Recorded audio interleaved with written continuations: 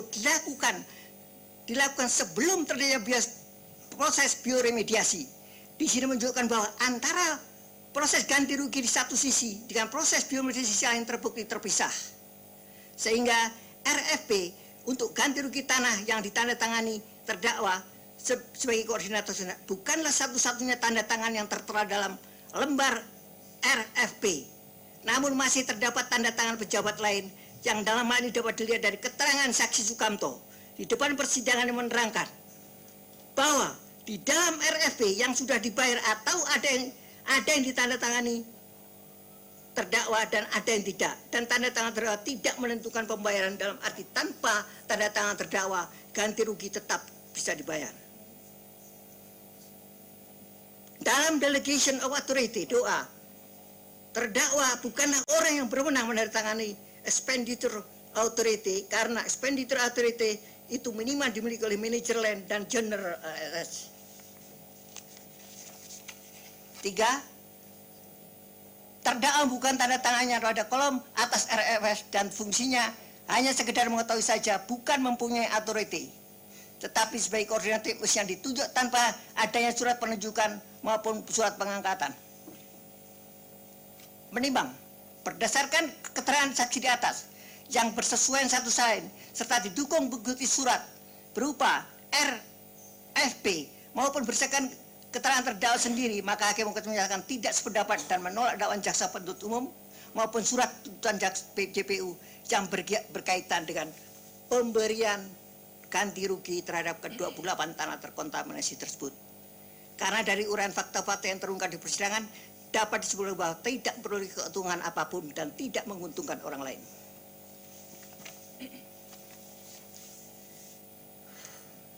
Menimbang oleh karena terdakwa tidak terbukti secara sah meyakinkan melakukan tindak pidana korupsi dengan menyalahgunakan kewenangan, kesempatan atau sarana yang padanya karena jabatan atau kedudukan, secara yuridis niat jahat atau mens rea dalam diri terdakwa tidak terbukti, sehingga perbuatan jahat atau akte serius pun tidak terjadi pada diri terdakwa. Apalagi melakukan perbuatan menyalahgunakan kewenangan, kesempatan yang adanya padanya karena jabatan. Sehingga demikian menurut pendapat hakim anggota 2, unsur pokok dari pasal 3 yang ditujukan kepada diri terdakwa baik dalam kedudukan selaku tim leader production area 5 dan 6 Minas maupun sebagai koordinator tidak terbukti secara sah dan meyakinkan melakukan tindak pidana dengan cara menyalahgunakan kewenangan, kesempatan atau sarana yang ada padanya. Sebagaimana fakta-fakta yang terungkap dan telah diuraikan di atas. Terhadap pasal 55 ayat 1 KUH pidana. Menimbang dalam surat dakwaan subsidiar perbuatan terdakwa menyalahgunakan kewenangan, kesempatan atau sarana yang ada padanya karena jabatan kedudukan dikaitkan dengan pasal 55 ayat 1 ke 1 KUH pidana yang berbunyi pasal 55 KUH pidana ini bunyinya kami bacakan. Menimbang bahwa berdasarkan uraian kami pada bagian sebelumnya disimpulkan bahwa proses ganti rugi dihubungkan proses pelaksanaan biologi, ternyata pelaksanaan biologi yang dilakukan setelah proses ganti rugi dilaksanakan. Artinya tugas terdakwa sebagai koordinator tim S sudah paripurna dan telah selesai. Sedang proses biologi merupakan proses pemulihan lahan atas lahan yang terkontaminasi minyak dan merupakan bidang lain pekerjaan pelaksanaan sama sekali tidak melibatkan terdakwa. Sehingga dengan demikian tidak ditemukan unsur pidana yang merupakan suatu tindak pidana yang berhubungan dengan ketentuan pasal 55 ayat 1 ke 1 KUH pidana dengan tugas mengatur adanya keturutsertaan baik ketika terdakwa sebagai koordinator tim S maupun sebagai tim leader production area 5 dan 6, di mana dalam kedua jabatan tugas terdakwa sama sekali tidak mempunyai rangkaian perbuatan maupun rangkaian kehendak bersama saksi Endah Rubianti ST maupun dengan Herlan Ben Ompo selaku Direktur PT Sumikita Jaya, terutama dengan tujuan dengan maksud melakukan tindak pidana korupsi. Menimbang bahwa dalam tugasnya selaku contact person penghubung antara SLS Minas, terdakwa tidak mempunyai kewajiban untuk melakukan pelaporan kepada Endah Rubianti selaku ketua tim teknis karena kedua tugas ini tidak saling berhubungan. fakta ini didukung oleh keterangan saksi-saksi di bawah sumpah, antara lain dari tim S, Ngudi Purbo, Wafi Khalid Abdad, Mukhlis, Endah Rubianti, dan Wahyu Budiarto. Menimbang bahwa berdasarkan uraian di atas, hakim anggota 2 tidak menemukan adanya kerjasama terdakwa dengan pihak lain sehingga unsur adanya suatu kerjasama yang diinsafi, bewusst summon working, dan dari para peserta yang didakwakan dalam surat dakwaan secara bersama-sama telah melakukan gesamen with furing, suatu perbuatan yang didakwakan tidak terpenuhi.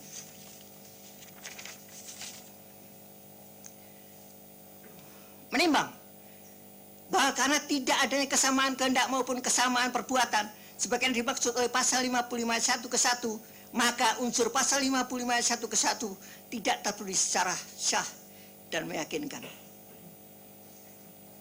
Tentang perbuatan berlanjut, menimbang bahwa undang-undang tidak memberikan definisi mengenai perbuatan berlanjut. Namun suatu perbuatan dapat disebut sebagai perbuatan berlanjut apabila memenuhi syarat. Tindakan-tindakan yang terjadi adalah suatu perwujudan dari suatu kehendak jahat. Delik yang terjadi adalah jenis tenggang waktu di antara terjadinya tindakan-tindakan itu tidak terlalu lama. Menimbang bahwa dari pengertian perbuatan berlanjut dihubungkan dengan fakta yang terjadi adalah sebagai berikut. 1. Bahwa penetapan pembebasan lahan yang terkontaminasi tersebut yang telah dikemukakan di atas adalah bukan dilakukan atas perintah atau kehendak terdakwa, melainkan ditetapkan oleh tim rem IMMS, dan pelaksanaan pembebasan pembayaran lahan dilakukan oleh tim land dan bagian finance. Hal tersebut berdasarkan keterangan para saksi yaitu Parkumpulan Gultom, M. Adit, dan Wafi Khalid Abdad. 2. Bahwa adanya tanah-tanah yang ditetapkan sebagai tanah terkontaminasi dan dibebaskan tersebut adalah tidak disyarat pada laporan, adalah didasarkan pada laporan klaim masyarakat yang dikelola oleh PJPI. Terdakwa tidak dikenal oleh para pemilik lahan yang akan dan telah mengajukan klaim. 3. Bahwa terhadap 28 yang dibebaskan, terdakwa tidak mengenal dan tidak mengikuti para pemilik lahan yang telah dibebaskan. 4. Bahwa untuk pemberian lahan tersebut juga diajukan oleh manajemen PT CPI dan disetujui oleh KLH sebagaimana dapat melalui rapat-rapat diantaranya PT CPI dan KLH di Bogor tentang lahan tersebut bukan satu hal yang dilarang. Dengan kata lain, bukan suatu pelaksanaan adanya suatu pelaksanaan dari niat jahat terdakwa, melainkan adalah rencana kehendak manajemen CPI yang disetujui oleh KLH. Menimbang dari fakta-fakta yang tersebut di atas, maka jelaslah penetapan pembebasan 28 tersebut adalah bukanlah suatu kehendak dari terdakwa Kukuh Safari. Oleh karena terdakwa Kukuh Safari tidak memiliki kewenangan untuk menetapkan membebaskan tanah-tanah tersebut, sehingga demikian tidak terbukti adanya perbuatan berlanjut sebagaimana didakwakan oleh pada JPU. Menimbang oleh karena semua unsur pada dakwaan primer maupun dakwaan subsidiar terbukti, maka terdakwa harus dibebaskan dari kedua dakwaan tersebut, baik primer maupun subsidiar.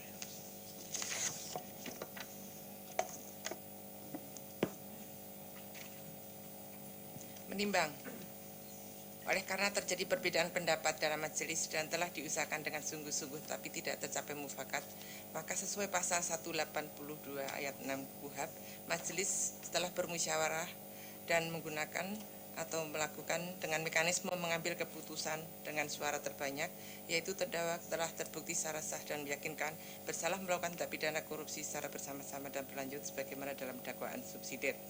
Menimbang bahwa dengan memperhatikan keadaan terdakwa dalam pemeriksaan di sidang, majelis tidak menemukan adanya alasan pemaaf atau alasan pembenar pada diri terdakwa sehingga terdakwa dinyatakan sebagai orang yang dapat dipertanggungjawabkan atas segala perbuatannya dan dapat dipidana.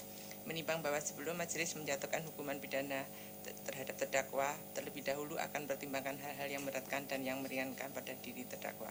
Hal-hal yang memberatkan: perbuatan terdakwa merugikan keuangan negara, perbuatan terdakwa kontraproduktif terhadap upaya pemerintah untuk menciptakan pemerintah yang bersih dan bebas dari korupsi, kolusi, dan nepotisme. Hal-hal yang meringankan: terdakwa mempunyai tanggungan keluarga, terdakwa belum pernah dihukum. Menimbang bahwa atas dasar pertimbangan hal-hal yang memberatkan dan meringankan tersebut dan mengingat tujuan pemidanaan yang bukan merupakan balas dendam Tetapi untuk lebih memberi pembinaan bagi terdakwa kelak di kemudian hari, maka pidana yang akan dijatuhkan berupa pidana penjara dan denda yang mana hukuman tersebut setimpal dengan kesalahan terdakwa.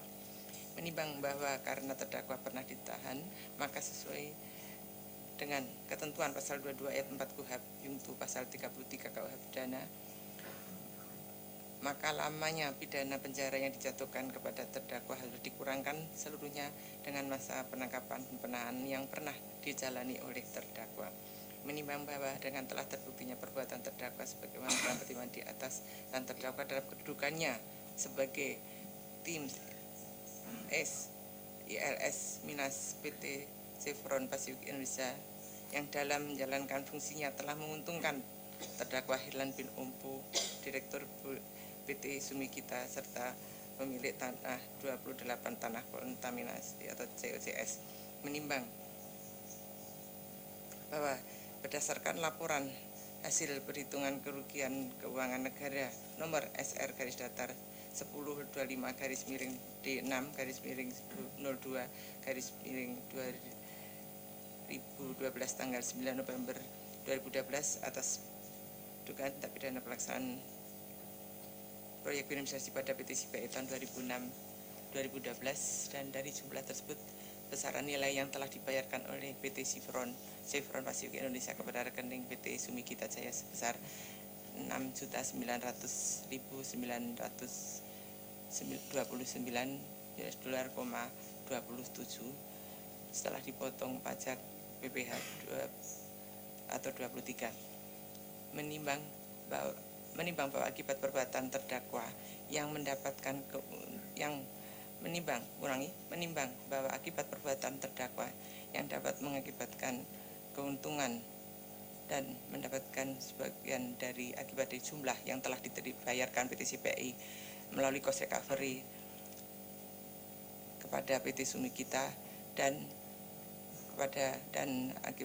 menguntungkan kepada para pemilik tanah 28 tanah COCS, sehingga dipandang adil terdakwa tidak dihukum untuk membayar uang pengganti sebagaimana ketentuan pasal 18 ayat 1 huruf B Yungto ayat 2 Yungto ayat 3 Undang-Undang nomor 31 tahun 1999 sebagaimana diubah dengan Undang-Undang nomor 20 tahun 2001 tentang pemberantasan tindak pidana korupsi.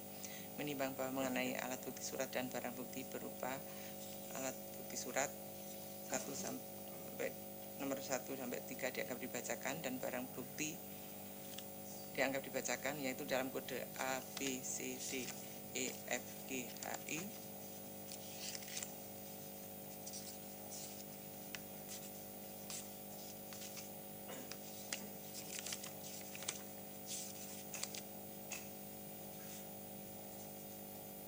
Dikembalikan kepada jaksa. Bahwa terhadap barang bukti kode A, B, C, D, E, F, G, H, I karena masih diperlukan dalam